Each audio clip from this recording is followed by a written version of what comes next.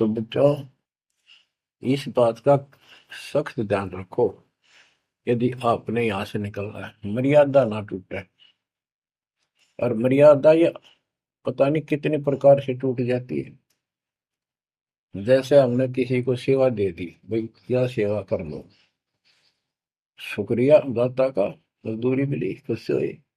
फिर कह दिया ये त्याग दे, छोड़ दी, दूसरे को दे दी। बता फिर दुख क्यों मानना? फिर दुख मानते मैं ये समझा, इतना ज्ञान होकर भी तुम ऐसी बातें करते हो। तो शुक्र मनाओ और 100 बार हाथ जोड़ के, भाई बहुत अच्छा, गुरुदेव का आदेश है कि भाई सेवा कर लेगा, मुझे भी और सेवा दे दियो कोई, मेरी नीयत से सेवा करने की। अन्ना मिला तो अपना सबर करे, भक्ति करे, सत्संग में जाओ। 100 सेवा है आश्रम में करने वाले को, बहुत सी सेवा होती है। तो एक बात का बंद कर नहीं बैठना चाहिए। ये प्रार्थना आती है, मेरे को कोऑर्डिनेटर की सेवा फेर दियो, ये भी कमजोरी है। जैसे एक डॉक्टर के पास बूढ़ा आदमी गया, कमजोर सा, और दोस्ता में अस्थि पिंजर बने जा शरीर का, जाके बता डॉक्टर जी मैं खड़ा होता हूँ तो चक्कर आते हैं, क्या करूँ? डॉक्टर बोला कमजोरी है, वीकनेस ऑफ बॉडी। बोला पिंडी दुख है, पिंडी पैरों की। डॉक्टर बोला कमजोरी है। फिर वो वर्द बोला जी मेरे सारा शरीर में भड़कुआ रहती है, यानी सारे शरीर में दर्द सा बना रहता है, चबक चबक नाड़ी करती है। डॉक्टर बोला कमजोरी है। वो वर्द गुस्सा होकर बोला डॉक्टर ने, तो डॉक्टर है गम चक्कर है, एक का बात जाना है कि कमजोरी है, कमजोरी है, और भी तुम्हें पता होगा। डॉक्टर बोला ये भी कमजोरी है, this is also due to weakness. ये क्रोध भी कमजोर आदमी ने घनाया कर, यह भी कमजोरी है। तो बच्चों यह सारी ये कमजोरी है जो मर्यादा से नारी हटकर करोगे, चाहे कुछ भी कर लियो। मर्यादा को हल्के में ना लो। जैसे हमने इतने सारे नियम बना दिए, भक्ति करनी है तो इनका पालन करना पड़ेगा, नहीं तो फिर गधे बनकर कुमार के नियम में चलना पड़ेगा। एक कदम भी अपनी मर्जी से नहीं जा सकते, बैल बनकर नाथ डल जाएगी, छच्चर बनकर बग्गी में दौड़े जाओगे, रेडी में, फिर चलेगी क्या आपकी मर्जी? असंग जन्म तन मृत्या हो गए, जीवित क्यों ना रह रे, दुआ दस दर मद मैल मठ बोरे, बोर ना दे धरे रे। तो बच्चों जीवित मर लो, इन बातों को छाती में धर लो, हृदय में बैठा लो, कति मस्तिष्क में। ये संसार आपका नहीं है, ये परिवार आपका नहीं, ये संपत्ति या कार कोठी तेरी नहीं, गरीब काया तेरी है नहीं, ये माया कहां से हो। चरण कमल में ध्यान रख, इन दोनों को खो, इनको भूल जा।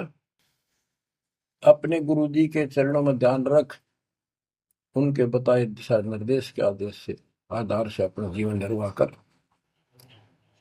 बच्चों आंख खोल लो, बार बार ये बातें बताई जाती हैं। जब ऊक चुक हो जाएगी फिर तो रोना शेष रहेगा, नथिंग एल्स। इस मार्ग में अहंकार इंसान को मारता है। किस चीज में अहंकार करो?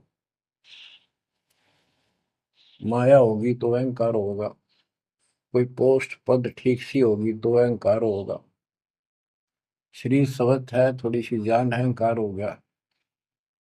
एक परिवार में 5-4 लाठी ठाणिये हो गए तो अहंकार हो गया, और अपने बॉडी की ताकत का अहंकार। और भी सैकड़ों कारण है जो इंसान के मन में दोष पैदा हो जाता है। तो ये इंसान का सबसे बड़ा खतरनाक शत्रु है।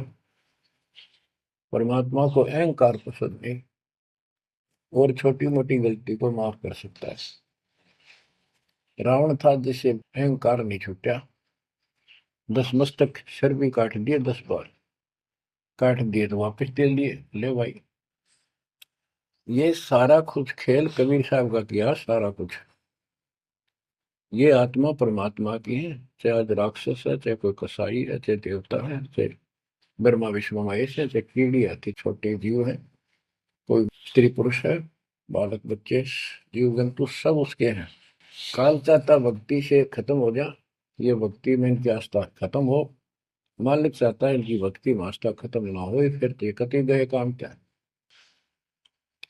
जो भी जैसी साधना मालिक के नाम पर बैठ कर कहीं कर रहा है, उसके पिछले संस्कार से, उस भक्ति से जो उसको मिलना है, उसके साथ साथ परमात्मा उसको सहारा देते हैं। जैसे रावण ने सिर काट दिया शिव जी के निमित्त, तो भगवान के नाम काटा उसने, वो भगवान की खोज में निकला था।